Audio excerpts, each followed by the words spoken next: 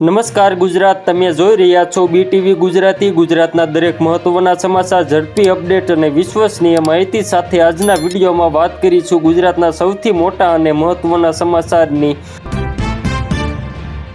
ભારતીય ટેલિકોમ નિયમન કરતા ટ્રાઈએ સોમવારે એક અત્યંત મહત્વનો નિર્ણય કર્યો છે. બેન્કિંગ, નાણાકીય સેવાઓ અને વીમા એટલે કે BFSI તથા સરકારી સંસ્થા ઉપરાંત અન્ય સેક્ટરની કંપનીઓએ હવે સર્વિસ તથા ટ્રાન્ઝેક્શન સંબંધિત કોલ માટે 1601 નંબરની સિરીઝનો ઉપયોગ કરવાનો રહે છે.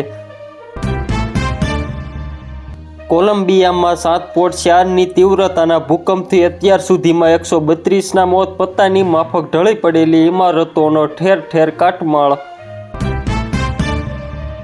ગુજરાતમાં ચાંદીપુરા વાયરસના કારણે 4 કલાકમાં વધુ 2 બાળકોના મોત સાથે મૃત્યુઆંક 8 પર પહોંચતા વાલીઓમાં ફફડાટ.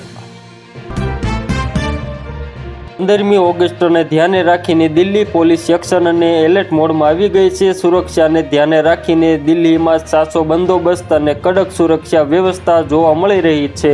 તેવામાં દિલ્હી પોલીસે સમગ્ર રાજધાનીમાં હાઈ એલર્ટ નોટિસ પાઠવી છે. દિલ્હી પોલીસે 19 મોસ્ટ વોન્ટેડ આતંકવાદીઓના પોસ્ટર જાહેર કર્યા છે.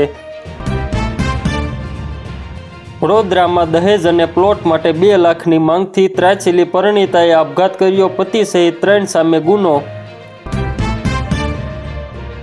ગુજરાતમાં 4 સિસ્ટમ સક્રિય, 3 જિલ્લામાં અતિભારે વરસાદનું ઓરેન્જ એલર્ટ, IMDની લેટેસ્ટ આગાહી.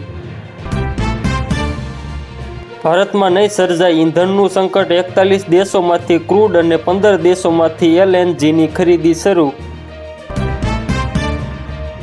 કચ્છમાં ભેળસેળિયા પનીર સામે તંત્રનો સપાટો, 20 કિલો શંકાસ્પદ પનીરનો નાશ, 3 નમૂના લેબ ટેસ્ટ માટે મોકલાયા.